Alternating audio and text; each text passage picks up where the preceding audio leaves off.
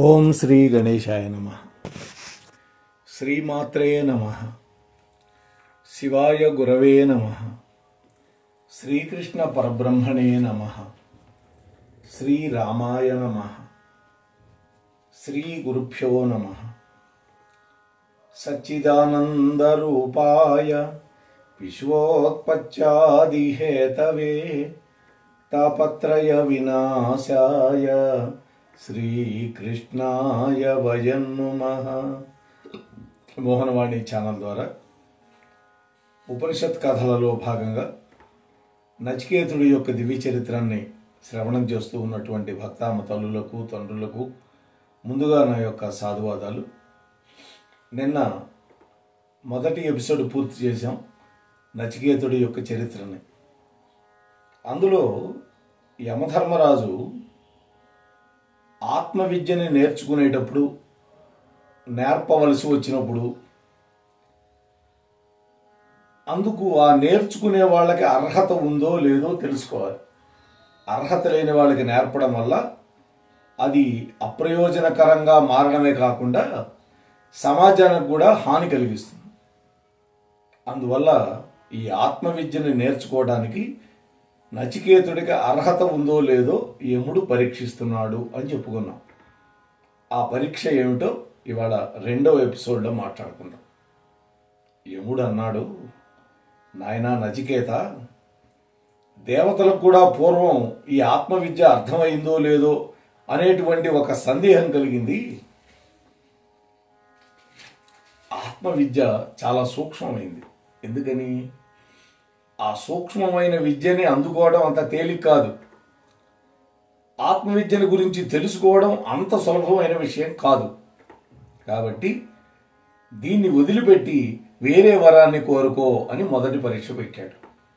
ఇది కాకుండా వేరే ఇంకేదైనా కోరుకోమన్నాడు. కానీ నచికేతుడు మాత్రం విడిచిపెట్టల. ఓ మృత్యుదేవత, ఓ సమవర్తి, ఆత్మవిద్యని అందరూ తెలుసుకోలేరని, ఈ విషయంలో దేవతలకు కూడా అనుమానం వచ్చింది అన్నావు. దానికి తోడు ఈ విద్య అంత సులభంగా అర్థమయ్యేది కాదని కూడా నువ్వే చెబుతున్నావు. ఈ వరంతో సమానమైన వరం కూడా మరొకటి లేదు కదా. అందువల్ల ఈ విద్యను నేర్పడానికి మీరే సర్వసమర్థులు. మిమ్మల్ని మించినటువంటి గురువు నాకొకరు దొరకరు. కాబట్టి మీ ద్వారానే ఈ ఆత్మవిద్య తెలుసుకోవాలని నేను అనుకుంటున్నాను. నాకు మూడో వరంగా ఆత్మవిద్యని మాత్రమే బోధించండి అని పట్టుదలగా మాట్లాడాడు. యముడేమన్నా విడిచిపెడతాడా?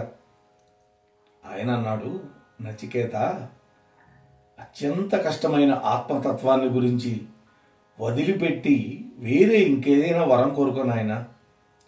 నిండు 100 సంవత్సరాలు జీవించే కొడుకుల్ని, మనవాళ్ళని కోరుకు. ఆవులు కావాలా? ఇస్తాను. గుర్రాలు కావాలా? ఇస్తాను. ఏనుగులు కావాలా? ఇస్తాను. అడుగు. అంత మాత్రమే కాదు, ఈ సమస్త భూమండలాన్నే నీకు వరంగా ఇస్తా, ఏలుకో. లేదా అపారమైనటువంటి ధన సంపదలు కోరుకుంటావా? నవరత్నాలు కోరుకుంటావా? లేదు చిరంజీవిగా భూలోకంలోనే ఉండిపోవాలని ఉంటే అది కూడా నీకు వరంగా ఇస్తా, కోరుకు. మానవలోకంలో అనుభవించలేనివి అడుగు, నేను ఇస్తా. నృత్య సంగీత వాద్యాలతో విహరించేందుకు వీలుగా ఉన్నటువంటి రథాలతో మానవలోకంలో దొరకనటువంటి అరుదైనటువంటి అందం కలిగినటువంటి అద్భుత సుందరీమణులు కావాలా? నేను ఇస్తా, తీసుకో. వాళ్ళతో సేవలు చేయించుకుంటూ హాయిగా ఆనందాన్ని అనుభవించు. తరగని సంపదిస్తాను, తరగని యవ్వనం ఇస్తాను. అంతేగాని మృత్యు సంబంధమైనటువంటి ఆత్మవిద్యను మాత్రం కోరుకోవద్దు అని ప్రలోభ పెట్టాడు, ఆశ చూపించాడు. నచికేతుడి యొక్క మనస్సుని మార్చడం కోసం ఎంతో ప్రయత్నం చేశాడు యమధర్మరాజు. కానీ నచికేతుడు వేటికి ఆశపడ్డా.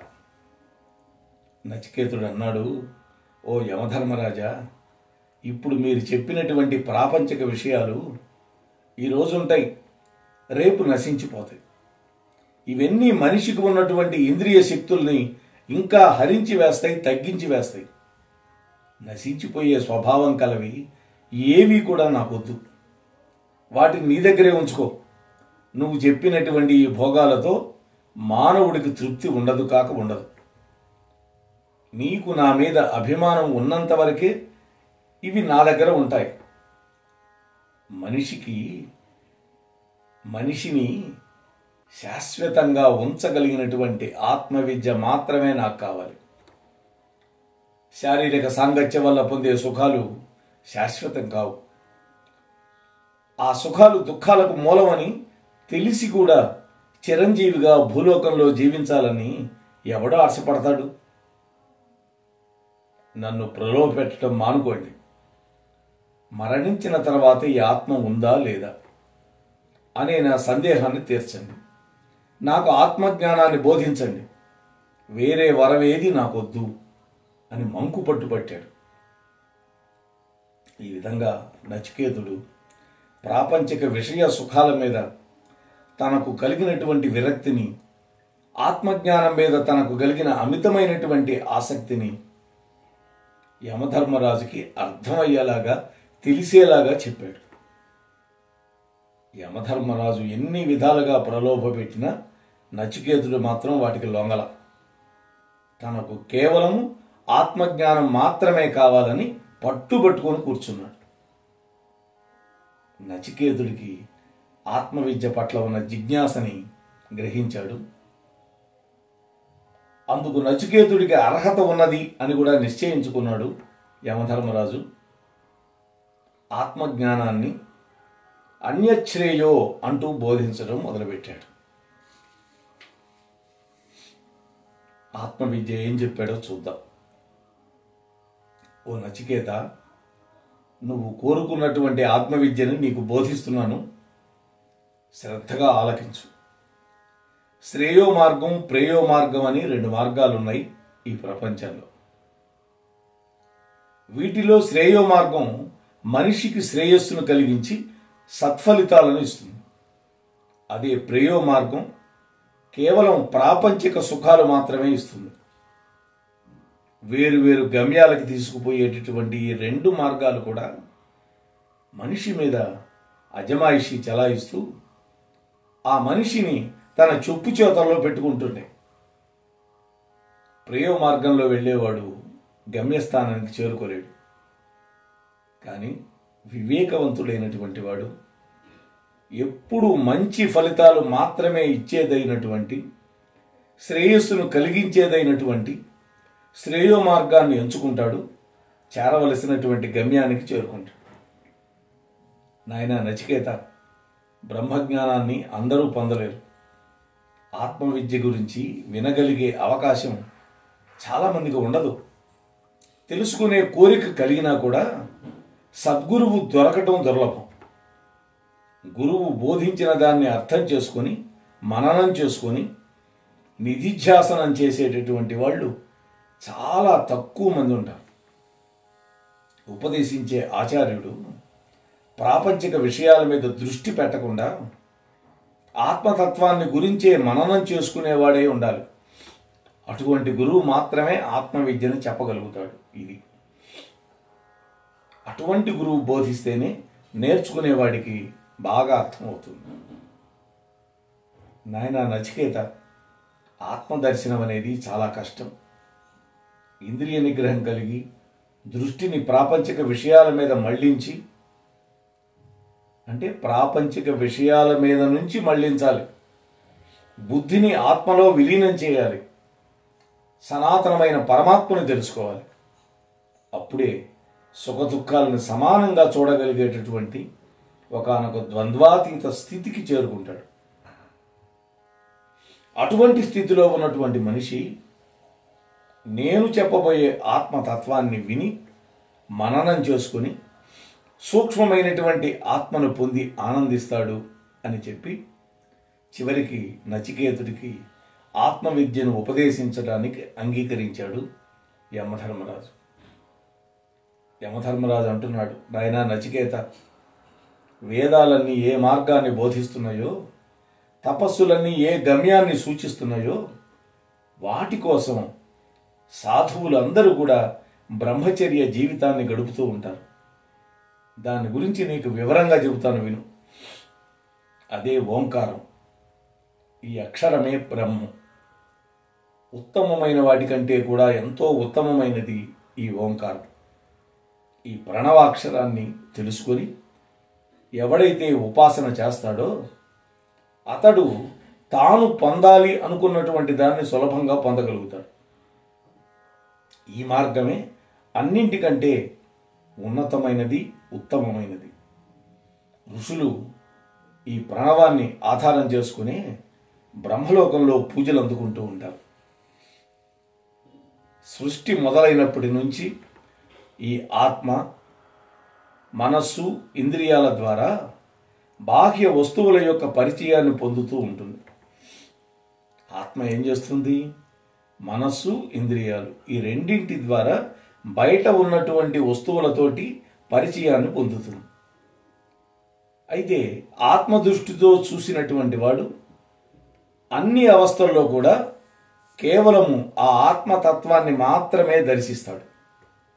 దాన్ని ఎవడైతే తెలుసుకుంటాడో వాడు అన్ని దుఃఖాల నుంచి విముక్తిని పొంది ఆనందాన్ని అనుభవించగలుగుతాడు.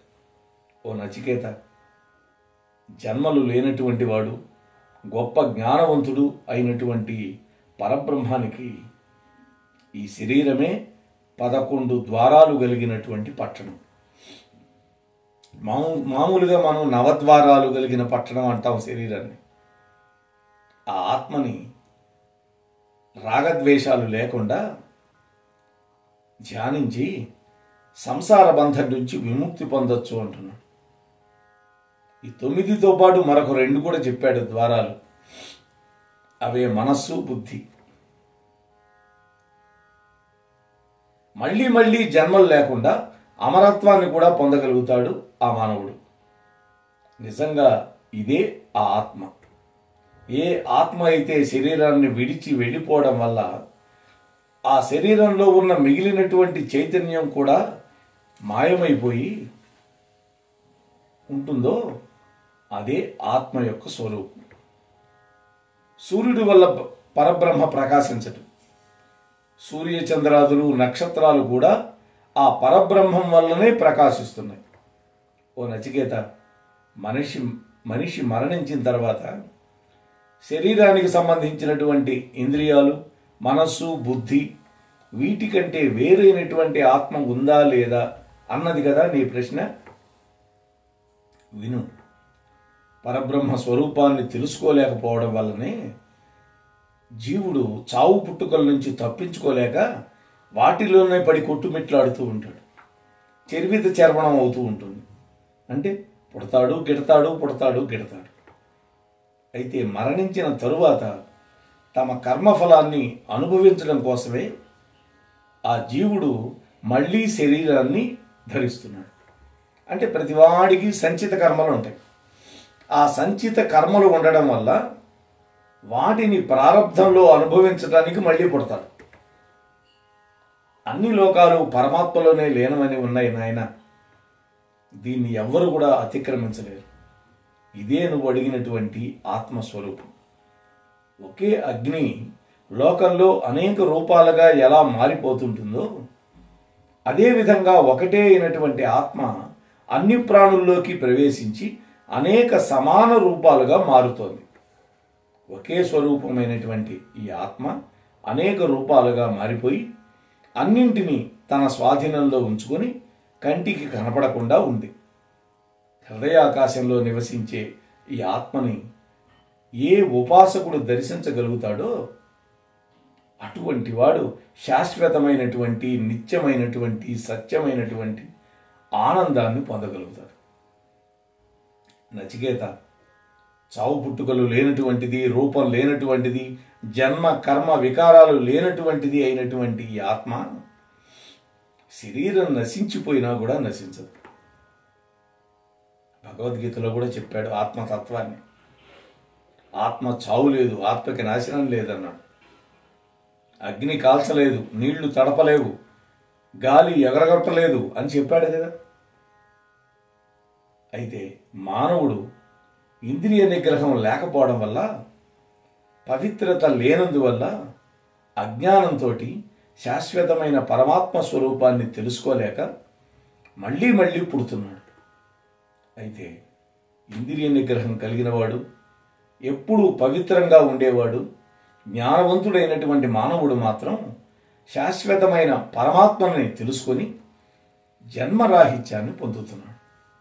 ఓ నచికేత, ఇంద్రియాల కంటే శబ్దము మొదలైనటువంటి విషయాలు చాలా గొప్పవి. వాటికంటే ఉత్తమమైనది మనస్సు, దానికంటే ఎక్కువైంది బుద్ధి.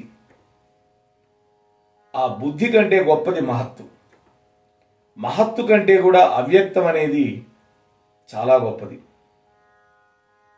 ఆ అవ్యక్తాన్ని కూడా మించినటువంటి వాడు, శ్రేష్టమైనటువంటి వాడు పురుషుడు, అదే ఆత్మ. ఆత్మను మించింది ఏది ఈ ప్రపంచంలో లేదు. ఈ ఆత్మజ్ఞానమే పొందదగింది. శబ్ద స్పర్శ రసగంధాలు లేనటువంటి, నాశనం లేనటువంటి, ఆద్యంతరహితమైనటువంటి, శాశ్వతమైనటువంటి, బుద్ధికి అందనటువంటి పరమాత్మని తెలుసుకొని అటువంటి ఆ జ్ఞానవంతుడు అమరత్వాన్ని పొందగలుగుతున్నాడు.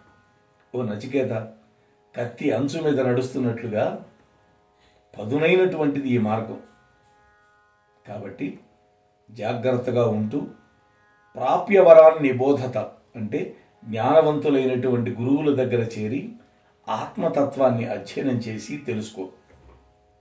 యమధర్మరాజు దగ్గర ఆత్మతత్వాన్ని ఉపదేశం పొంది ఈ విధంగా నచికేతుడు బ్రహ్మస్వరూప జ్ఞానంతో యమలోకం నుంచి తిరిగి తండ్రి దగ్గరకు వచ్చాడు. పైన చెప్పిన విధంగా యముడి దగ్గర జ్ఞానము, యోగము, దాన్ని పొందవలసినటువంటి విధానం మొదలైన వాటిని అన్నింటినీ కూడా సంపూర్ణంగా ఉపదేశం పొందాడు నచికేతుడు. అలా పొందడం వల్ల పాప ప్రక్షాళన జరిగి మరణాన్ని జయించి బ్రహ్మప్రాప్తిని పొందాడు. ఆత్మను ఇంత సంపూర్ణంగా, విపులంగా సద్గురువు ద్వారా తెలుసుకున్నటువంటి వాళ్ళు ఎవరైనా కూడా ఈ నచికేతుడు పొందినట్లే బ్రహ్మప్రాప్తిని పొందగలుగుతారు అని ఈ నచికేతుడి యొక్క ఉపాఖ్యానం మనకి అద్భుతంగా తెలుస్తోంది. ఇంత గొప్ప చరిత్రని మనకు అందించిన ఈ ఉపనిషత్తులు. రేపు అమరుడెవడు అనేటువంటి కథతోటి మళ్ళీ మనం కలుసుకుందాం. అంతవరకు మీ వద్ద సెలవు పుచ్చుకునే మీ ధర్మవరపు వెంకటరమణ. స్వస్తి. మన కార్యక్రమాలు నచ్చితే ఒక లైక్ చేయండి, మాకు ఎంతో ఎంకరేజ్మెంట్గా ఉంటుంది. అలాగే కామెంట్ చేయండి. కామెంట్ చేస్తే మేము మంచి క్వాలిటీ కంటెంట్ అందించడానికి దోహదపడుతుంది. ఆడియోస్ని షేర్ చేయండి. ఆడియోని షేర్ చేస్తే మన ఛానల్ అభివృద్ధి చెందడానికి ఉపయోగపడుతుంది. ఇంతవరకు మన కార్యక్రమాన్ని చూస్తూ ఎంజాయ్ చేస్తున్నట్లయితే, ఒకవేళ సబ్స్క్రిప్షన్ కనుక చేయలేకపోతే ఇప్పుడే ఈ క్షణమే సబ్స్క్రైబ్ చేసుకుని ఆ పక్క నుండి బెల్ బటన్ మోగించండి. వినండి, వినిపించండి, వింటూనే ఉండండి. మోహనవాణి తెలుగు పోడ్కాస్ట్.